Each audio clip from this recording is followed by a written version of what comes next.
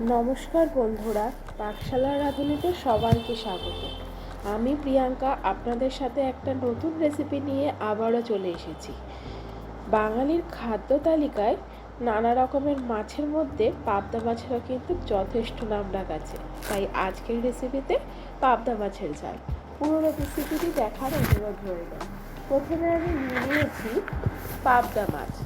এখানে দুটো বড় সাইজের পাবদা মাছ ছিল, যেটাকে আমি কেটে দু অর্ধেক করে নিয়েছি। আর একটা ছোট সাইজের পাবদা মাছ, যেটাকে আমি গোটাই রেখেছি। পাবদা মাছগুলোকে কেটে ধুয়ে ভালো করে পরিষ্কার করে নিয়েছি টমেটো কুচি, গোটা কাঁচা লঙ্কা, পোস্ত, কাঁচা লঙ্কা বাটা, সর্ষে বাটা, ধনেপাতা কুচি। এইবার পাবদা মাছটাতে আমি হলুদ, নুন আর সর্ষের তেল ভালো করে মাখিয়ে নেব। যে কোনো আঁশবিহীন মাছে যদি আপনারা একটু যে কোনো তেল মাখিয়ে তারপরে ভাজেন, তাহলে ভাজার সময় কিন্তু তেল ছিটকায় কম। আমি মাছটাকে নুন, হলুদ আর সর্ষের তেল দিয়ে খুব ভালো করে ম্যারিনেট করে নিলাম। এইবার নিয়ে নেব একটা ফ্রাইং প্যান নিয়েছি। তার মধ্যে দিয়ে দিচ্ছি সর্ষের তেল। আমি এই রান্নাটা সর্ষের তেলেই করব। যে কোনো মাছের ঝাল বা মাছের যে কোনো আইটেম কিন্তু সর্ষের তেলেই খুব ভালো বেশি রান্না হয়। তাই আমি সর্ষের তেলেরই ব্যবহার করেছি। আপনারা চাইলে কিন্তু সাদা তেলেরও ব্যবহার করতে পারেন। তো আমি এর মধ্যে দিয়ে দিয়েছি কালো জিরে দিয়ে দেওয়ার পরে তেলটা গরম হয়ে গেলে আমি এর মধ্যে পাবদা মাছগুলো একে একে দিয়ে উল্টে পাল্টে ভেজে নেব। দেখুন বন্ধুরা, আমি মাছগুলো দিয়ে দিচ্ছি। মাছগুলো এবার হালকা লাল করে উল্টে পাল্টে ভেজে তুলে নেব। আচ্ছা, আপনাদের আমার রেসিপি কেমন লাগছে সেটা কিন্তু আপনারা অবশ্যই আমাকে কমেন্ট করে জানাবেন। আর যদি ভালো লেগে থাকে তাহলে আমার চ্যানেলটিকে শেয়ার করার অনুরোধ রইল।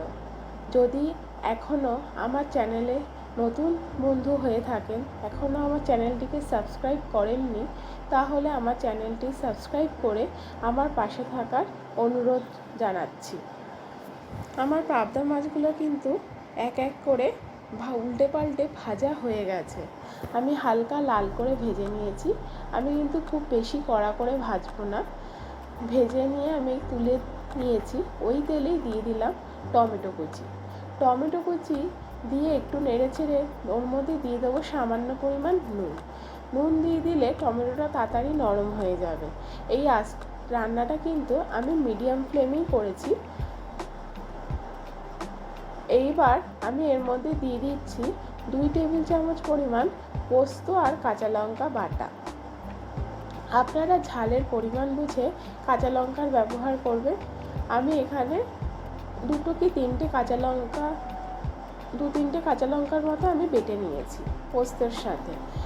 আর আমি এর মধ্যে দিয়ে দিয়েছি হলুদ গুঁড়ো দিয়ে আরেকটু ভালো করে নেড়ে চেড়ে এর মধ্যে দিয়ে দেব সর্ষে বাটা। আমি এখানে সাদা সর্ষে বাটা ইউজ করেছি। আপনারা কিন্তু চাইলে কালো সর্ষেরও ব্যবহার করতে পারেন।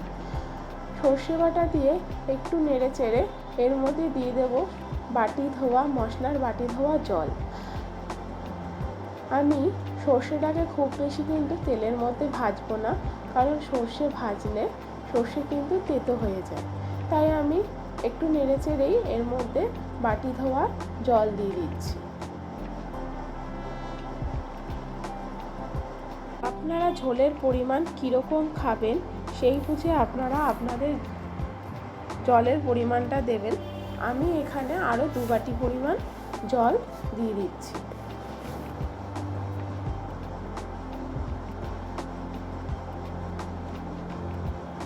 ঝোলটা ফুটে উঠলে আমি এর মধ্যে দিয়ে দেব ভেজে রাখা পাবদা মাছগুলো।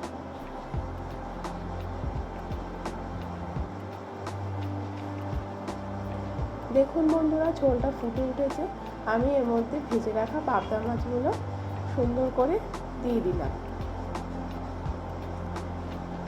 পাবদা মাছগুলো দেওয়া হয়ে গেলে এর মধ্যে দিয়ে দেব চেরা কাঁচা লঙ্কা।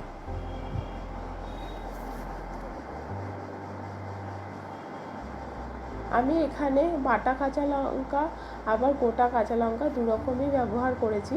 চেরা কাঁচা লঙ্কা দিলে লঙ্কার ফ্লেভারটাও সুন্দর বেরোয় আর দেখতেও খুব সুন্দর লাগে, তাই আমি এখানে চেরা কাঁচা লঙ্কা কয়েকটা দিয়ে দিলাম।